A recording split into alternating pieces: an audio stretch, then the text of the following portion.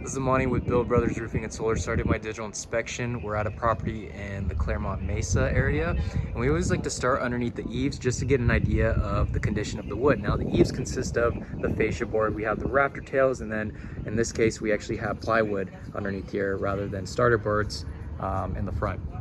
And right off the bat here, we do see signs of wood rot, right?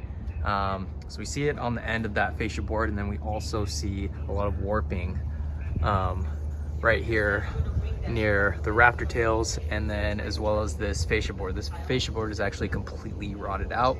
I'll show you just how soft that area is once I get to the top.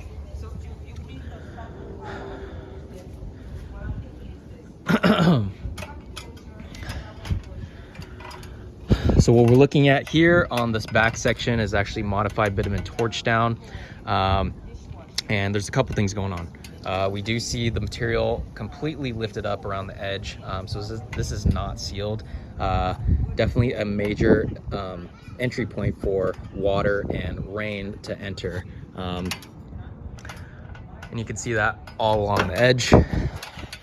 So that's the first thing. Along the seams, you can see just how worn down this material. You can see the lack of granules. There's a ton of granule loss on this material, and you can see that fiberglass starting to show through very prominently. Around the perimeter, this is what really stuck out to me on this roof. You can see where water tends to pond, but we see just a ton of exposed nail heads right here. And this is actually right where that rotten fascia is. The material right here is completely soft. You can see just how easily I'm able to bounce on that. Very loose, but again, we see tons of exposed nail heads. So looks like just about almost every foot there's a nail head sticking up. And you can see this throughout the entire edge. So this is a major concern. This roof is actively leaking. This just shows me that this roof was unprofessionally installed. And I'll show you some other telltale signs that shows us this. But again, we see more exposed nail heads around these skylights. And looks like this was at one point a solar fall safety anchor point when they were installing these panels. So there's solar on here. And you can see on the front side just how much granule loss there is. So these shingles do have some age to them. You can start to see that fiberglass starting to show through. Similarly to the torch down, those oils begin to evaporate underneath the sun, and those granules begin to completely deplete and fall into the gutters. So this greatly affects the waterproofing capability of this roof. Water's gonna have very little trouble getting up and underneath this roofing material. And then we see stuff like this, a bunch of exposed staple heads, right? Scattered throughout. You can see just how loose the material is. So anytime wind comes, we have a wind gust, and it's gonna lift up this material very easily, right? So water's gonna able to get up and under there with no problem. More exposed nail heads. So looking at all this just adds up, and this tells us that this roof is, we have two things going on. We have an aged product, right, nearing the end of its life expectancy, but we also have an unprofessional install. We have multiple exposed nail heads. We have active water intrusion going into this house.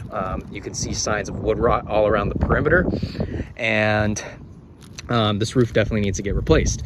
So both this front shingle part and the back torch down part. Now, what we want to do for the front part, we're an Owens Corning preferred contractor, so we have that awesome 50-year product warranty. We want to rip this down to the wood decking, and any overlay for this would be out of the question because of how much wood damage there is.